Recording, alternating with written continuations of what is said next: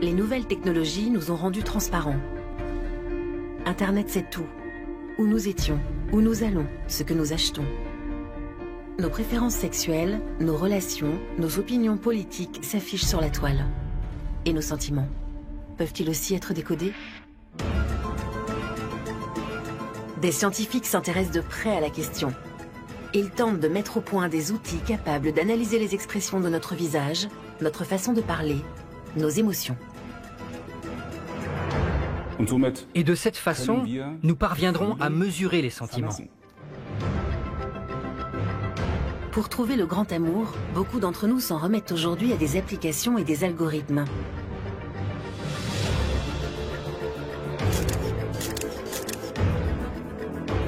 Des lunettes intelligentes permettront-elles un jour d'analyser les sentiments de l'autre? Que ferons-nous si nous disposons un jour de ce type de technologie? C'est une question cruciale. Des psychologues américains ont conçu des avatars capables d'interagir avec de vraies personnes et d'analyser leurs réactions. Nous cherchons à créer des visages virtuels suffisamment réalistes pour que nous puissions nous connecter à eux émotionnellement. L'intelligence artificielle sera-t-elle un nouveau vecteur pour nos émotions? Nous fierons-nous demain plus à des robots qu'à notre propre intuition? Le journaliste scientifique Ulrich Schnabel a analysé de quelle façon le monde virtuel décrypte notre univers émotionnel.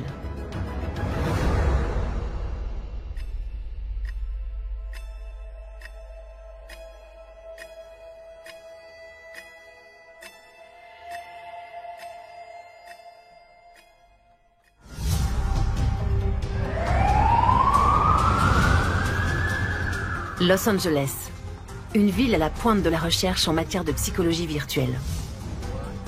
Nous y rencontrons le psychologue Skip Rizzo et son patient Chris Merkel, un vétéran de guerre souffrant de stress post-traumatique.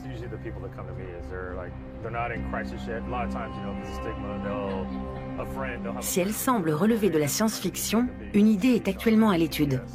Faire dialoguer les anciens combattants avec des avatars informatiques capables de simuler l'empathie.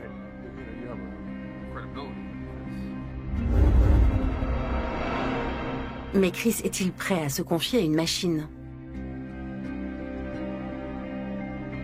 Engagé dans l'armée à l'âge de 17 ans, l'ancien marine a effectué plusieurs missions en Irak et en Afghanistan.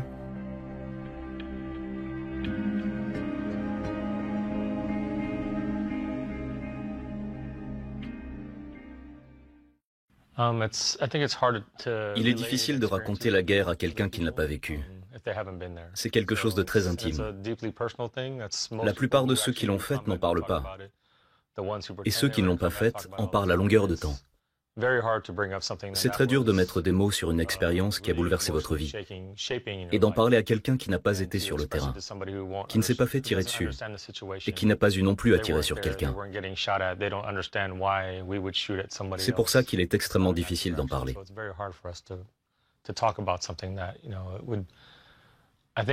Les anciens combattants craignent l'image que les gens auront d'eux. Quand on a vraiment dû se battre, ce n'est pas quelque chose dont on a envie de se vanter. Première séance d'essai avec Ellie, une thérapeute virtuelle. Bonjour, je m'appelle Ellie. Merci d'être venue. J'ai été créée pour que les gens puissent me parler dans un environnement sûr et serein. Je ne suis pas une thérapeute, mais je suis là pour apprendre à connaître les gens. Et j'aimerais apprendre à vous connaître. Je vais commencer par quelques questions. Exprimez-vous librement. Vos réponses resteront confidentielles. Bien. Comment allez-vous aujourd'hui? Ça va. Quelle était votre matière préférée à l'école? L'histoire, en particulier la période des grandes découvertes. Vous considérez-vous plutôt comme quelqu'un d'ouvert ou de timide? Ça peut paraître étrange, mais un peu des deux. Je suis de nature timide, mais j'essaie d'y remédier en allant au contact des gens. Dites-moi quelle est la décision la plus difficile que vous ayez prise. Nous venions de nous faire bombarder et nous devions décider comment nous allions riposter. Ça a été la décision la plus difficile à prendre.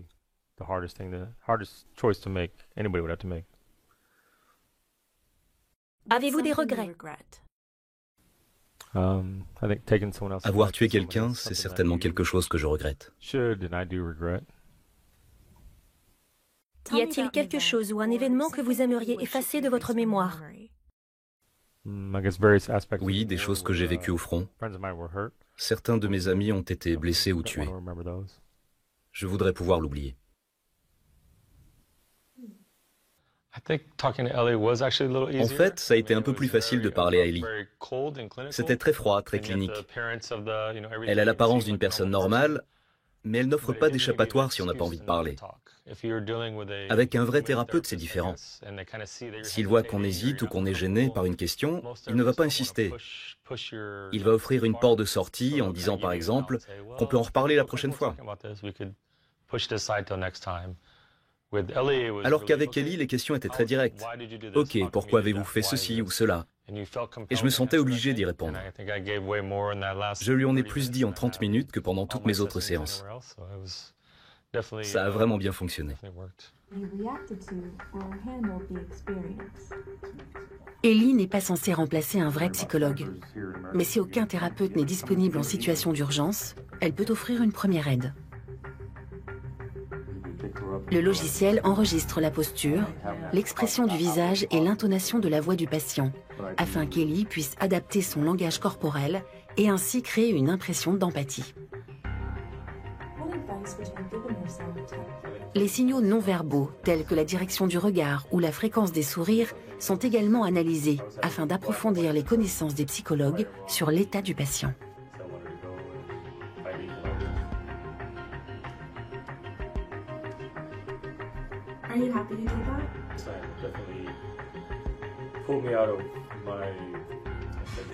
C'est un travail difficile dans la mesure où chaque individu a son propre langage corporel. Je parle beaucoup avec mes mains, par exemple, alors que d'autres n'en ont pas besoin. Notre étude porte sur un groupe d'individus en état de souffrance psychique. Et ce que nous essayons d'identifier, ce sont les signes typiques qui caractérisent ces personnes. Notre objectif étant ensuite d'utiliser ces signes comme marqueurs. Nous ne tenons pas compte des caractéristiques particulières de chacun, mais plutôt des expressions faciales typiques, du langage des mains, de la façon de parler. Ce dernier facteur est très important. On trouve de nombreuses informations dans les variations de la voix ou dans la façon dont une personne insiste sur certains mots. Donc tous ces éléments sont analysés. Mais il faut étudier de très nombreux cas avant de pouvoir dire que tel ou tel élément est caractéristique d'une personne en souffrance psychique.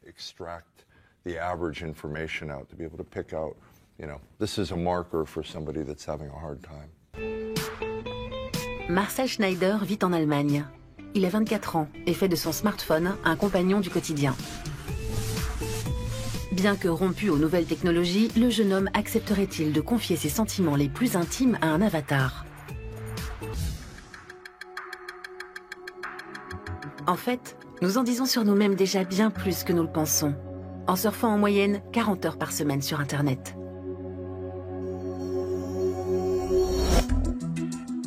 Les réseaux sociaux nous relient à nos amis à l'autre bout de la planète. Nous likons ce qui nous intéresse. Mais comment ces informations sont-elles traitées? Des nouvelles du monde entier nous parviennent presque en temps réel. À peine mises en ligne, les vidéos sont aussitôt vues et commentées des milliers de fois. Presque dans le même temps, des outils d'analyse de données textuelles décryptent les flux d'informations. À partir de mots-clés, ils révèlent leur contenu émotionnel et permettent de suivre l'évolution de l'opinion sur le web. Nous regardons notre smartphone jusqu'à 150 fois par jour. Mais dans le futur, c'est peut-être bien lui qui nous regardera.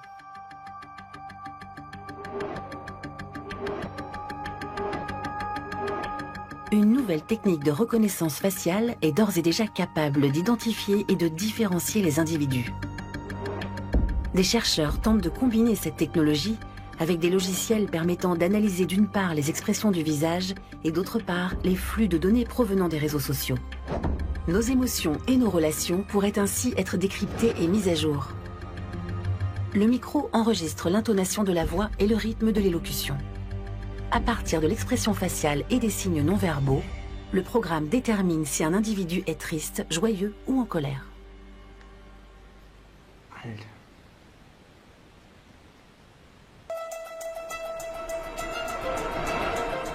Le journaliste scientifique Ulrich Nabel a analysé le pouvoir de nos émotions au sein de l'univers numérique.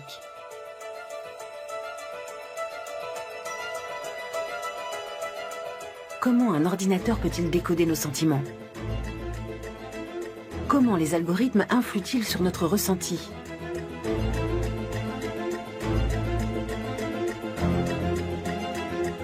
À qui profite l'analyse de nos émotions? Pourquoi nos sentiments sont-ils devenus un bien si convoité?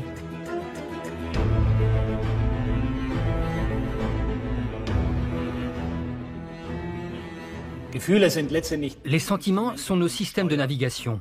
Ils nous guident dans notre vie. Ils traduisent ce que nous trouvons agréable ou désagréable, ce qui nous attire ou nous rebute. Et celui qui est capable de diriger ses sentiments a un pouvoir considérable.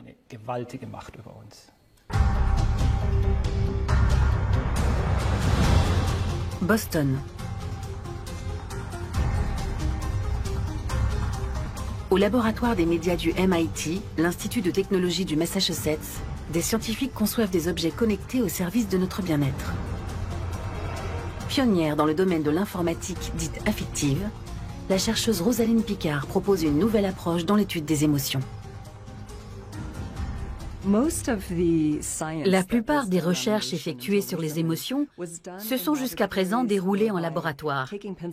On fait asseoir les gens à une table, on leur donne du papier et un crayon, et on leur demande par exemple ce que leur évoque telle ou telle expression sur un visage, ou bien telle image de serpent. Mais nous avons constaté que lorsque nous étudions les émotions en conditions réelles, lorsque nous observons les gens dans la vraie vie, au lieu de les faire venir en laboratoire, nous découvrons des choses auxquelles nous n'aurions même pas pensé. Les chercheurs ont conçu des lunettes intelligentes capables de décoder nos émotions en temps réel. Un bracelet muni de capteurs enregistre la quantité de sueur sécrétée par la peau afin d'évaluer notre degré de nervosité. Des capteurs intégrés aux lunettes permettent également d'évaluer le niveau de stress.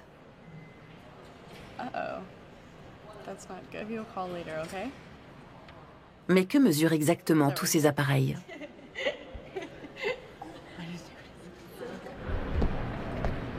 Natasha Jack et Javier Hernandez ont décidé de les tester eux-mêmes afin de mieux comprendre leurs propres émotions. Leurs lunettes sont équipées d'un gyroscope, sorte de capteur de mouvement. On a appelé ces lunettes BioGlass. Ce sont des Google Glass munis de capteurs capables de détecter les moindres mouvements du corps, tels que les battements du cœur ou la respiration. Voici comment nous modélisons les pulsations cardiaques. Le tracé du haut représente les données du gyroscope en temps réel. Il détecte les mouvements de rotation de la tête. Ici, le niveau de stress est évalué grâce à des données physiologiques.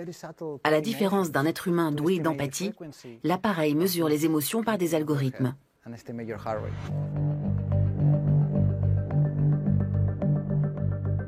Équipés de ces lunettes et d'une caméra, les étudiants du MIT se sont prêtés à des tests en conditions réelles.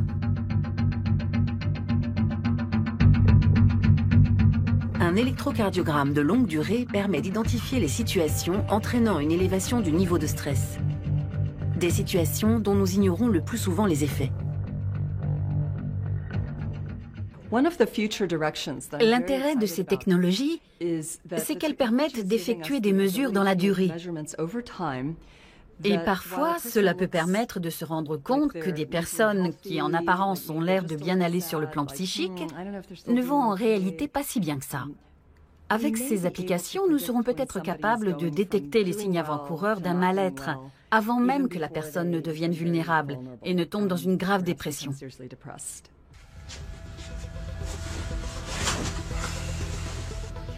Nous sommes nombreux aujourd'hui à contrôler la qualité de notre sommeil par objets connectés. Les données que nous collectons pourraient devenir une source d'informations précieuses pour les caisses d'assurance maladie et les employeurs. Ce bracelet de fitness enregistre les mouvements effectués durant le sommeil. Les mesures permettent de distinguer les phases de sommeil profond des phases de rêve et d'éveil. Mais est-ce que nous dormons aussi bien lorsque nous nous savons surveiller ?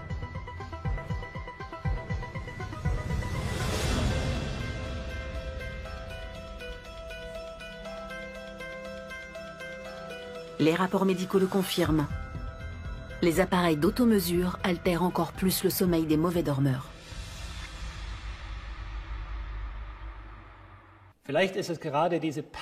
Si nous nous sentons déprimés, c'est peut-être justement à cause du fait que nous sommes en permanence sous contrôle. La relation à l'autre est ce qu'il y a de plus important pour un être humain. Et lorsque notre relation à autrui se réduit uniquement à celle que nous entretenons avec notre smartphone ou notre ordinateur, il nous manque quelque chose d'essentiel. L'un des plus grands maux de notre temps, c'est le sentiment de solitude. Et celui-ci est renforcé par ce type d'application. Focalisés sur nous-mêmes, nous cherchons sans cesse à accroître nos performances. Près de 80 000 applications permettant de booster notre condition physique et mentale sont aujourd'hui disponibles sur le marché mondial. Nous ne nous définissons plus seulement par notre personnalité, mais aussi par des données chiffrées.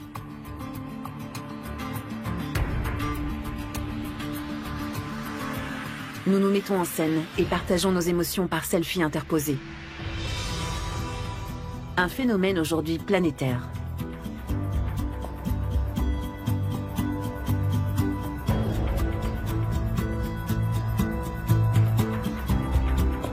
Près d'1 million de selfies sont postés chaque jour sur Internet.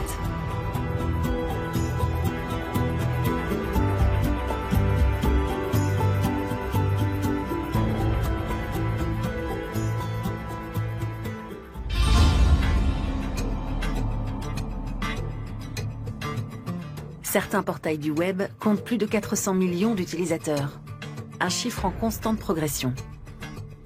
Nous créons notre propre vitrine digitale en nous montrant sous un jour flatteur. Les adolescents consacrent chaque semaine plusieurs heures à parfaire leur image virtuelle. Sensuels, drôles, cool, les autoportraits qui inondent la toile nous montrent sous nos facettes les plus avantageuses. Plateforme de la mise en scène de soi, les réseaux sociaux nous invitent à liker une personne ou un événement pour créer des liens virtuels.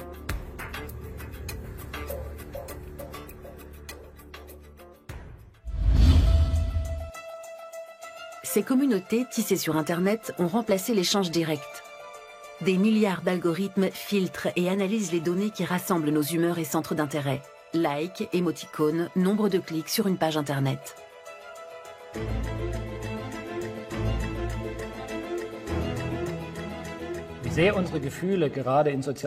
Pour mettre en évidence l'influence des réseaux sociaux sur nos sentiments, des chercheurs ont manipulé le profil de 700 000 utilisateurs Facebook en ajoutant pour les uns plus de commentaires positifs et pour les autres plus de commentaires négatifs. Ils ont rapidement constaté que les commentaires positifs généraient plus de commentaires positifs et inversement. Dans ce cas, la manipulation a été sans conséquence, mais cela montre avec quelle facilité on peut influencer une opinion. L'équipe de Rosalind Picard a réalisé une expérience en proposant une installation vidéo sur le campus du MIT à Boston. Au moyen de 5 caméras, les scientifiques ont filmé les passants et traduit l'expression de leur visage en émoticônes. Ludique, le dispositif est censé agir positivement sur l'humeur. Nous avons ici un baromètre de l'humeur. L'objectif de ce dispositif, c'est de faire sourire les gens. Il est équipé d'une caméra qui détecte en temps réel le sourire d'une personne, comme maintenant, et l'intensité de son sourire. On peut par exemple installer ce dispositif dans une chambre d'hôpital. C'est une bonne façon de faire sourire le patient et d'évaluer son état émotionnel. Si je fais un large sourire, on voit le baromètre qui grimpe.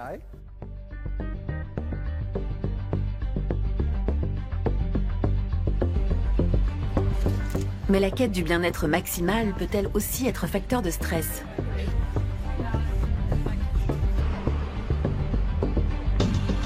Vous avez le moral en berne? Des applications seront peut-être bientôt capables de détecter votre baisse d'humeur et de vous proposer tout un arsenal de solutions adaptées.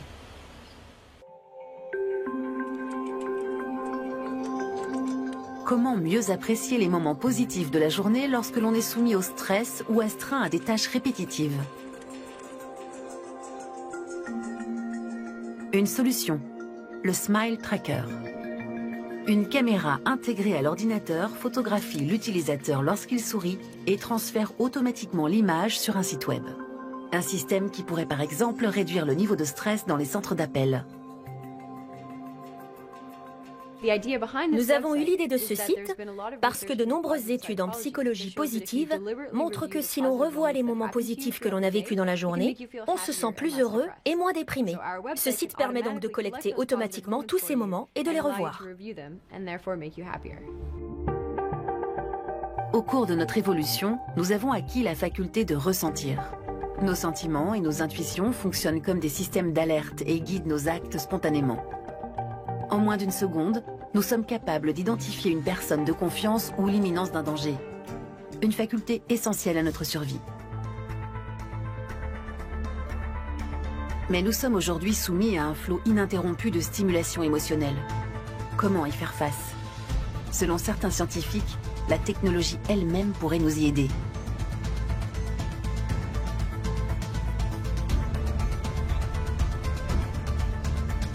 Leur hypothèse, les informations qui nous parviennent en continu altèrent notre rapport à la réalité et notre échelle de valeur, ce qui est proche ou loin de nous par exemple, ou bien ce qui est vital ou insignifiant.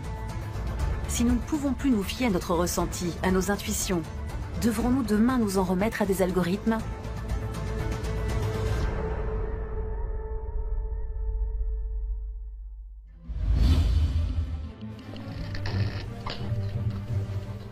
Mesurer les émotions. L'idée est vieille de plus d'un siècle. En 1924, des chercheurs américains mettent au point le polygraphe, le premier détecteur de mensonges. Il mesure la tension artérielle, les fréquences cardiaques et respiratoires et l'activité électrique à la surface de la peau. Did you steal that wristwatch? No.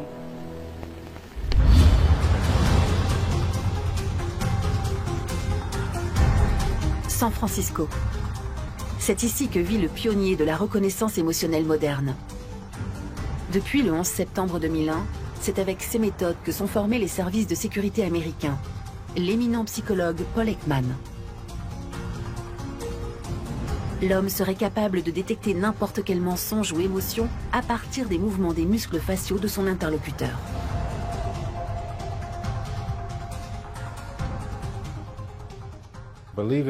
C'est difficile à imaginer, mais il y a encore 40 ans, on ne disposait d'aucun outil permettant de déchiffrer les expressions du visage. Il y avait eu beaucoup de tentatives, mais tout avait échoué. Il nous a fallu 8 ans pour mettre au point notre système de codage qui a été publié en 1978. Aujourd'hui encore, c'est un outil de référence. C'est comme un dictionnaire. C'est un système qui permet de décomposer les mouvements du visage en plusieurs éléments.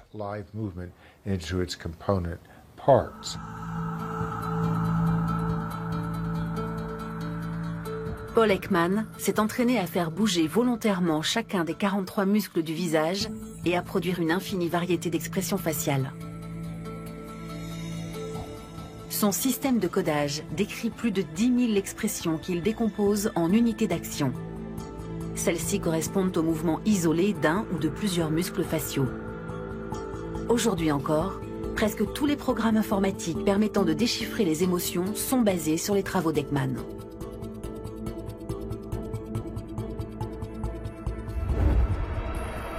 La scientifique Rana Al-Kalioubi est la nouvelle figure de la reconnaissance émotionnelle.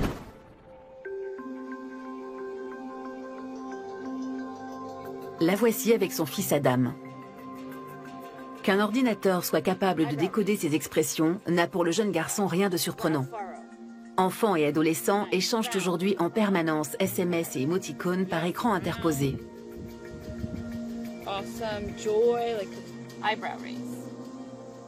Pour Rana Al-Kalioubi, cette forme de communication n'en est qu'à ses débuts.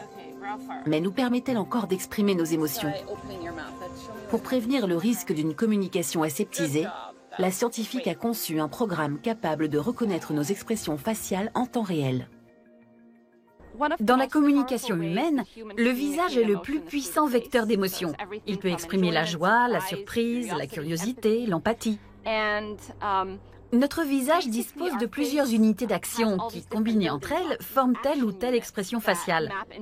Par exemple, l'unité d'action numéro 12 est l'étirement du coin des lèvres. C'est l'une des principales composantes du sourire. L'abaissement et le rapprochement des sourcils est l'unité d'action numéro 4. Quand on actionne le muscle sourcilier, cela forme des petites rides sur le front qui traduisent par exemple la confusion ou l'aversion.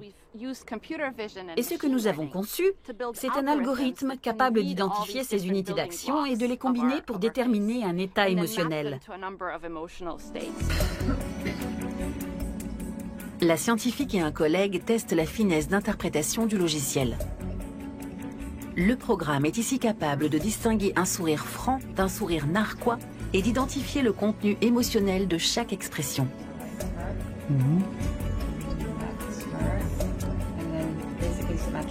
Le système détecte la moindre mimique, aussi furtive soit-elle.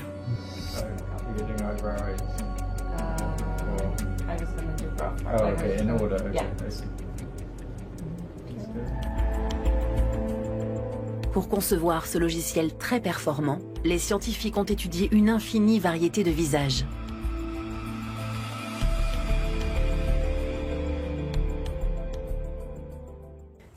Il s'agit de la plus grande mine de données sur les émotions collectées à ce jour dans le monde. Elle contient les visages de plus de 3 millions d'individus de 75 nationalités différentes. Notre base de données peut fournir au programme des exemples de visages, d'âge, de genre et de caractères ethniques extrêmement différents. Pour alimenter la base de données, l'équipe de Rana Al-Kalioubi a demandé à des personnes de visionner des spots publicitaires en ligne et de se filmer par webcam. Une opération pour le moins rentable. Joie, étonnement, curiosité, ennui. Le programme interprète en temps réel chaque expression faciale, permettant ainsi aux publicitaires de mesurer l'impact émotionnel de leur spot. Ce type d'analyse attire bien évidemment les publicitaires, car elle leur permet de décrypter nos émotions et de les manipuler. Il est très facile d'influencer quelqu'un sur ce plan, car les émotions ne sont pas rationnelles. Les concepteurs de ces programmes travaillent en majorité avec les publicitaires. Ils essaient de concevoir des campagnes de publicité de plus en plus émotionnelles, qui nous incitent à acheter tel ou tel produit.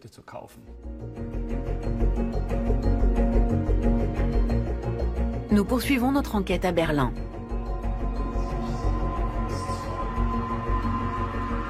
C'est ici que travaille le psychologue André Weinreich. Sa jeune start-up propose une analyse encore plus poussée de divers supports de communication. Bande-annonces, spots publicitaires ou campagnes électorales. Il s'agit ici de mesurer l'activité électrique de la peau. Celle-ci indique ce qui éveille notre intérêt et retient notre attention. Des électrodes enregistrent les mouvements des muscles faciaux. Lorsqu'une chose nous plaît, les muscles zygomatiques se relèvent. Face à une stimulation négative, notre front se contracte. Le plus souvent, sans même que nous en ayons conscience.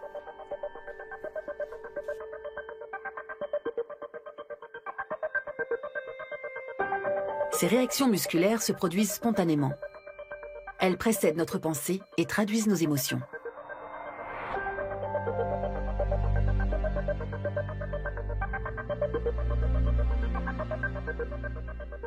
Une réaction émotionnelle n'est pas toujours visible. Cependant, toutes les réactions émotionnelles s'accompagnent d'infimes contractions musculaires. Mais elles sont parfois si minimes qu'on ne les perçoit pas à l'œil nu. C'est pour cela qu'on recourt à l'électromyographie. Cette technique permet de déceler ces infimes contractions musculaires et de les mesurer. Et c'est comme ça que nous pouvons mesurer les sentiments. Grâce à ces données, les psychologues sont capables de modéliser seconde par seconde la réponse émotionnelle à un spot publicitaire. La technique du eye tracking permet d'enregistrer les mouvements oculaires d'une personne et l'endroit où se pose son regard. À partir de courbes, les scientifiques visualisent ce qui éveille son intérêt et stimule son activité cérébrale. Pour autant, la formule de la publicité parfaite n'a pas encore été trouvée. L'ordinateur indique par des couleurs si une image nous touche ou nous laisse indifférents. Mais il ne sait pas dire pourquoi. Il existe une différence capitale entre nous et les ordinateurs dans notre façon de reconnaître les émotions. Une machine analyse les émotions de façon neutre et objective. Elle va observer le mouvement des muscles faciaux et obtenir un résultat. Nous, les humains, nous nous identifions aux émotions d'autrui.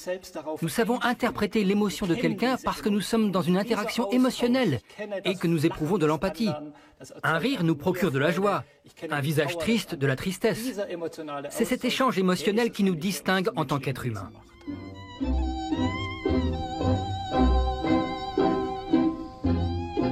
Les nouvelles technologies ont-elles déshumanisé les échanges ?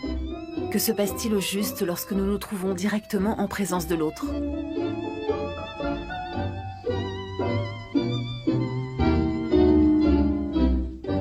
Nous nous accordons au moyen de subtiles vibrations.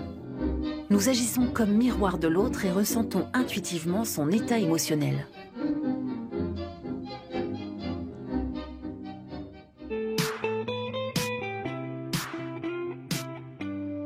Pour tomber amoureux, nombreux sont ceux qui désormais s'en remettent aux oracles du web.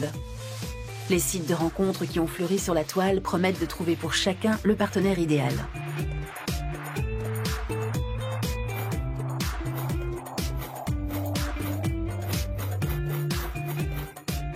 Avant même de se rencontrer, on s'assure que tout concorde.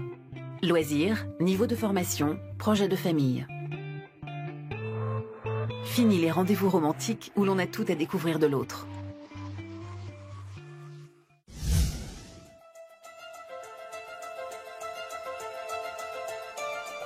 La quête du partenaire idéal sur Internet est en plein boom. Toujours plus spécialisés, certains sites de rencontres enregistrent plus de 100 millions de membres.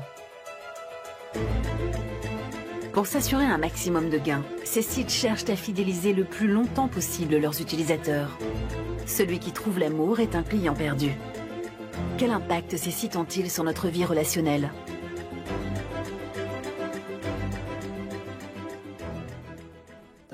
Les rencontres en ligne font de nous des objets.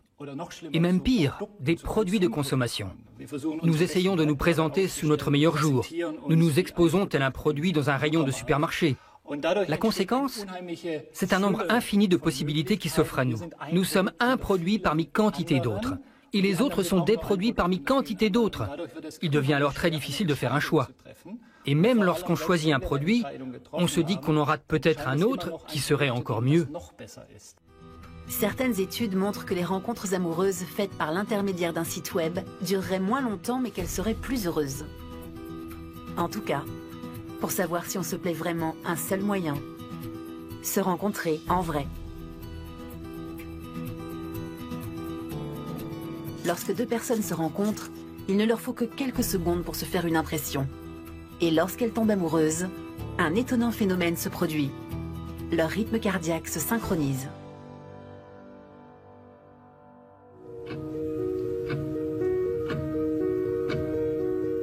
Pour entrer en interaction émotionnelle, nous adaptons le ton de notre voix, notre langage corporel et ajustons nos fréquences cardiaques et respiratoires.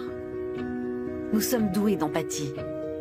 Mais cette faculté propre à l'être humain, est-elle transposable sur un être virtuel ?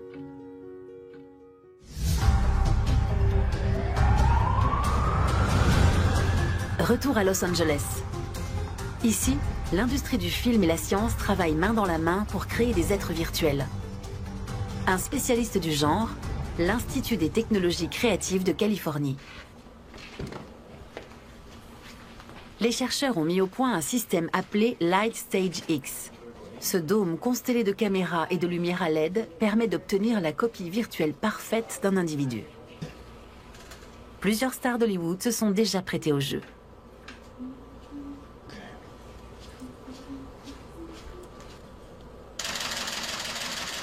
Placé au centre de l'installation, le sujet est photographié en rafale sous différents angles et éclairages.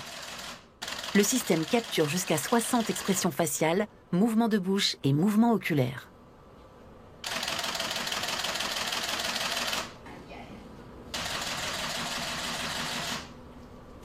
À partir des photos, les scientifiques reconstituent le visage pour obtenir un modèle en 3 dimensions. Celui-ci révèle chaque détail jusqu'au moindre pore de la peau.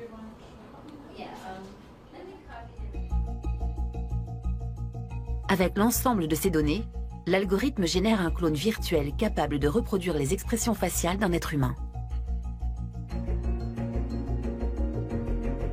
Le principal défi consiste à rendre ces avatars aussi vrais que nature. Pour gommer leur aspect androïde, les scientifiques fournissent à l'algorithme de très nombreux modèles d'expression faciale. Comment un être humain exprime-t-il l'embarras, l'intérêt, la méchanceté ou la jalousie? Le clone est une copie conforme de l'original.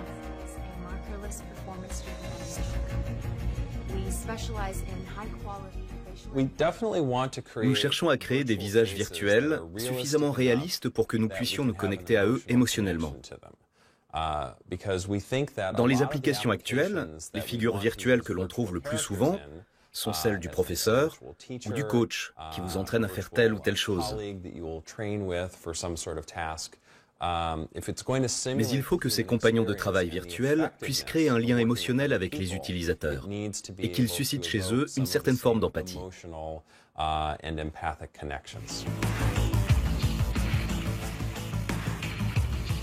Toujours plus réalistes, les êtres virtuels créés par les laboratoires sont capables d'adapter leurs expressions faciales, leur langage corporel et le ton de leur voix en fonction de leur interlocuteur.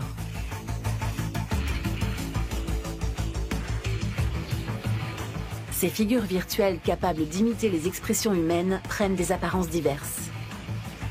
Enseignants, thérapeutes, instructeurs militaires ou patients-test pour les jeunes médecins. Je ne suis pas une vraie personne, si vous vous posez la question, mais j'ai été conçu à partir de la personnalité et des expériences de vrais soldats. Je ne suis qu'un logiciel, mais je m'améliore en permanence et j'espère que je pourrai vous être utile. Insuffler de l'empathie à un être virtuel, le chercheur Jonathan Grach en a peut-être trouvé le moyen. Je m'intéresse à la façon dont les gens interagissent d'un point de vue émotionnel. Et j'essaie de déterminer comment un ordinateur pourrait générer de l'empathie, ou au moins une forme d'empathie, et ce que cela apporterait au cours d'un échange. Prenons par exemple le domaine médical. Si les ordinateurs étaient capables d'empathie, les patients se confieraient-ils davantage à eux? La question que je me pose, c'est de quoi une machine a-t-elle besoin pour simuler l'empathie? Doit-elle comprendre les propos de son interlocuteur, ou lui suffit-il de hocher la tête et de sourire au bon moment? Et en quoi est-ce que ça peut améliorer ou au contraire nuire à l'échange? Un projet intéresse particulièrement le scientifique. Confronter l'homme à la machine dans une situation de négociation. Ici, l'objectif est de partager un certain nombre d'objets entre l'homme et l'avatar le plus équitablement possible. Pour cela, l'avatar doit être capable d'interagir avec son interlocuteur. Il doit intervenir au bon moment, répondre de façon pertinente, marquer son accord ou son désaccord par des gestes appropriés.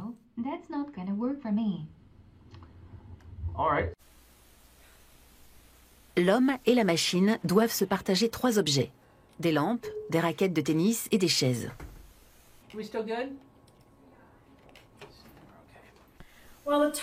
Moi, je préférerais avoir les raquettes.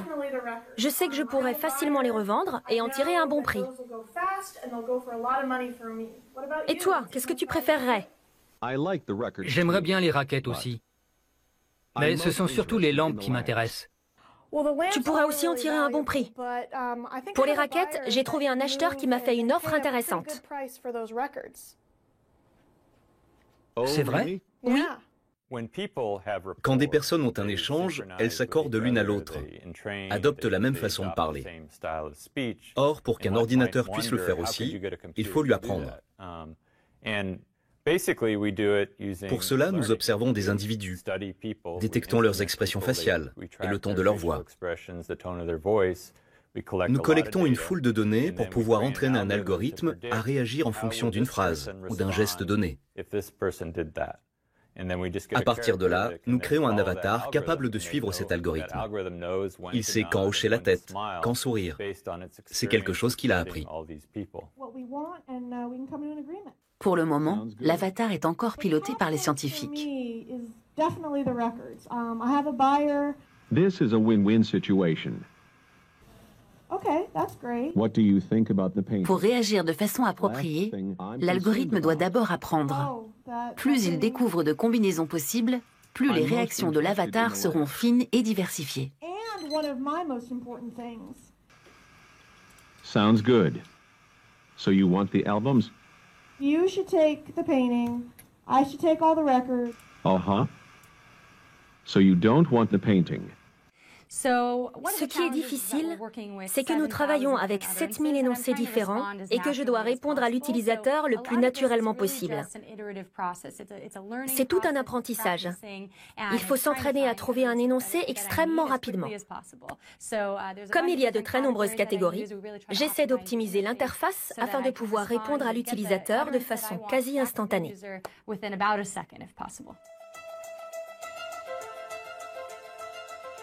Les scientifiques tentent également de mettre au point des robots capables d'empathie. Peut-être les croiserons-nous bientôt dans les cliniques, les écoles ou les maisons de retraite.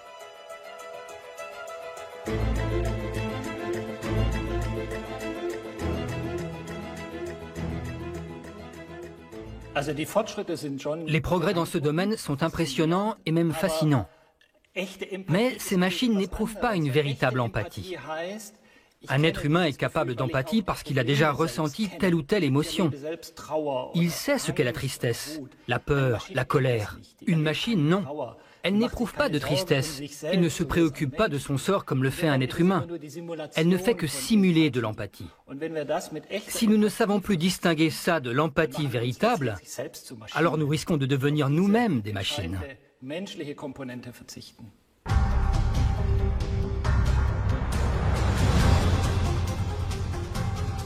À Lisbonne, nous faisons la connaissance de Nao, un robot humanoïde destiné à devenir professeur.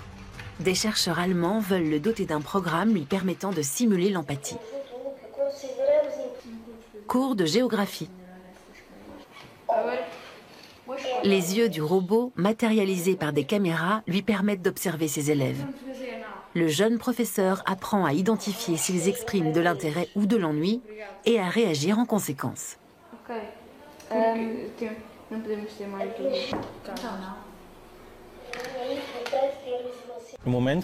Pour l'instant, nous sommes en phase de test. Nous essayons de voir si le robot est capable de montrer de l'empathie, comment il est perçu par les élèves et si un lien se crée entre eux. Nous savons que le robot n'a pas besoin d'être sophistiqué. Un enfant est capable de percevoir de l'empathie chez sa poupée alors que celle-ci n'exprime rien. Il nous félicitait lorsqu'on réussissait quelque chose. C'était encourageant. Et il fait des gestes rigolos. Ça lui donne un caractère plus personnel. Nao n'est pas censé remplacer de vrais professeurs. Dans une classe, il pourrait par exemple servir d'assistant et apporter une aide ciblée aux élèves en difficulté.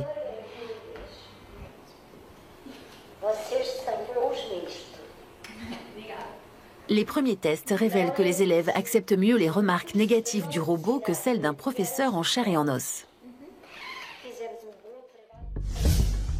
L'avènement de la communication virtuelle risque-t-il de déshumaniser les relations? Certains pointent déjà du doigt l'impact des nouvelles technologies sur nos comportements. La sociologue américaine Sherry Turkle aurait constaté une nette diminution de l'empathie chez ses étudiants.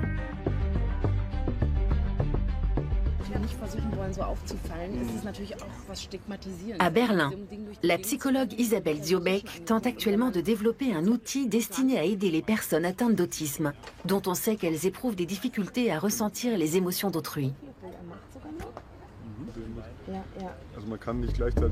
La thérapeute teste actuellement des lunettes à réalité augmentée, capables d'analyser le ressenti d'une personne en fonction des expressions de son visage. Mais l'interface de l'appareil est encore trop compliquée à utiliser. En attendant, la psychologue et son équipe misent sur une toute autre stratégie pour développer l'empathie, la danse.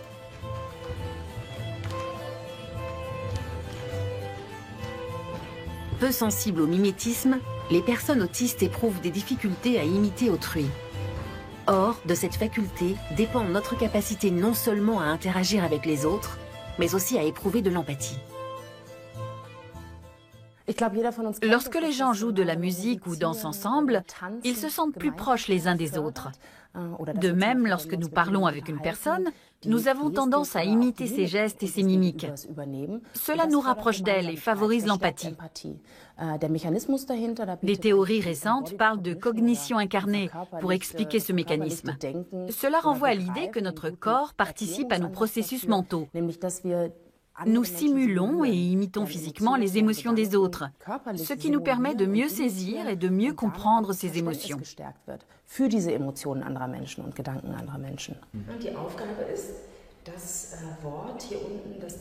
Les participants sont évalués sur leur capacité à interpréter l'expression d'un visage. Et Isabelle Ziobeck constate qu'ils obtiennent de meilleurs résultats après avoir dansé. Contrairement aux lunettes intelligentes qui ne font que traduire les émotions en données, la danse stimule le sens intuitif de la personne et sa propre capacité à reconnaître une émotion.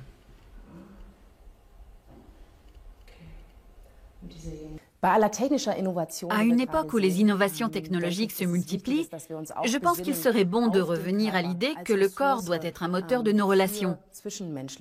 L'empathie est quelque chose de très ancien chez l'homme, et on le voit bien aujourd'hui. Les gens ont envie de danser, de bouger. Ils en retirent une énergie incroyable. Et je pense que les chercheurs devraient davantage explorer ces domaines.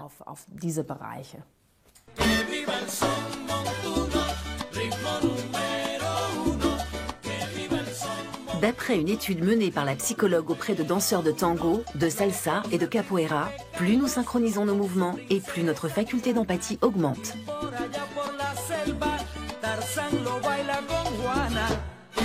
À l'inverse, les simples exercices d'entraînement à la reconnaissance émotionnelle n'ont aucune incidence sur l'empathie.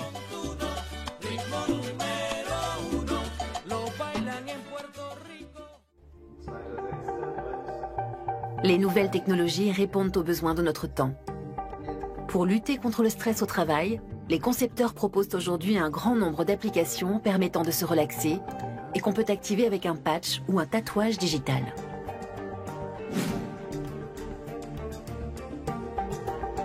Cette application, par exemple, enregistre la voix de l'utilisateur pendant quelques secondes. Après avoir analysé son état émotionnel, elle lui propose des astuces, des exercices et des vidéos pour se détendre et méditer.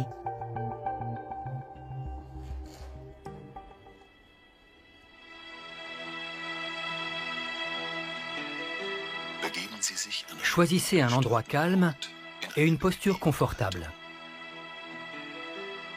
La méditation stimule les zones du cerveau qui favorisent l'empathie. Une pratique qui connaît aujourd'hui un véritable engouement.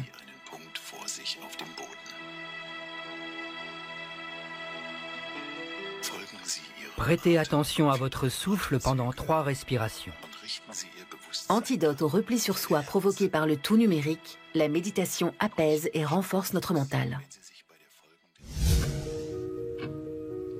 Comme la véritable empathie ne se laisse pas facilement traduire en algorithme, les scientifiques portent aujourd'hui un nouveau regard sur cette faculté que l'on pensait déjà bien connaître. Si les ordinateurs analysent de mieux en mieux notre ressenti, il leur manquera toujours une chose: l'expérience sensible.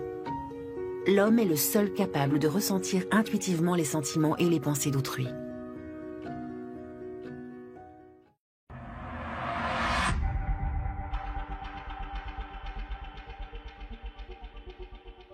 À La Haye, La neuropsychologue Suzanne Dicker a conçu un dispositif permettant de visualiser ce processus.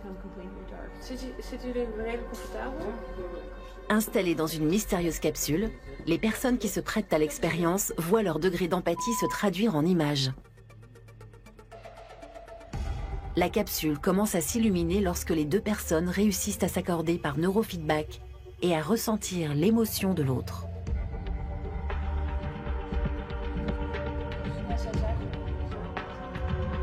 Lorsque nous nous regardons et nous identifions à l'autre, les activités électriques de nos cerveaux se synchronisent. Nous nous mettons sur la même longueur d'onde.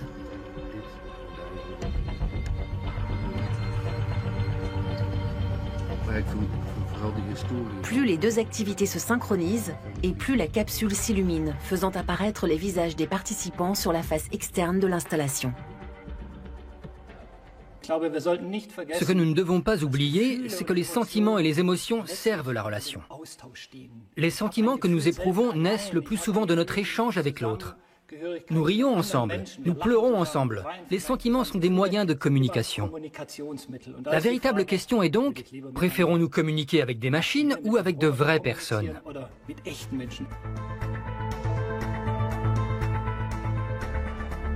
Nous sommes des êtres de communication. Nous aimons échanger des informations, des émotions. Tant et si bien que nous avons inventé des moyens de communiquer en ligne avec le monde entier. Selfies et smileys sont devenus les vecteurs de nos émotions dans le cyberespace. Les nouvelles technologies ont redéfini nos modes de communication. D'après les chercheurs, elles ont le potentiel pour nous ouvrir davantage sur le monde et sur les autres. Un pas supplémentaire vers une société davantage tournée vers autrui ?